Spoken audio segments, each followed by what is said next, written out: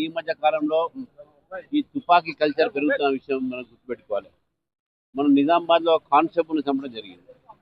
ఇక్కడ police DCP మీదనే attack చేసి పారిపోతుంటే పోలీసు ఫైరింగ్ చేయాల్సి వచ్చింది.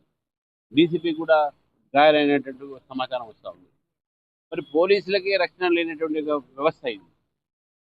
శాంతి భద్రతలు మొత్తం కూడా తెలంగాణ క్షీణించిపోయినాయి. సామాన్య ప్రజలు వదిలిపెట్టిన పోలీసులు కూడా రక్షణ లేకుండా అయిపోయింది. ఒక కానిస్టేబుల్ చనిపోయాడు. మొన్న గోరక్షక్ మీద ఎంఐఎం దుండగులు ఫైరింగ్ చేశారు. గన్ కల్చర్ ఎక్కువ పెరుగుతూ ఉన్నది.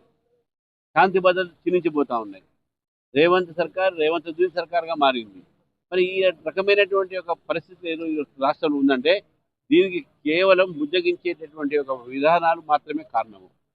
ఈరోజు భారతీయ జనతా పార్టీ భావిస్తూ ఉంది రాష్ట్రంలో శాంతి భద్రతలన్నీ కూడా క్షీణించిపోయినాయి.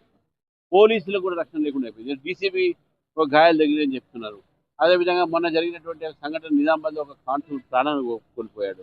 మా సింపతి దేర్ విత్ పోలీస్. మాకు నిజంగా వాళ్ళు కష్టపడి రక్షించే ప్రయత్నం చేస్తున్న ప్రజలు, కానీ ప్రభుత్వం వాళ్ళకు పూర్తిగా సహకారం చేయట్లేదు.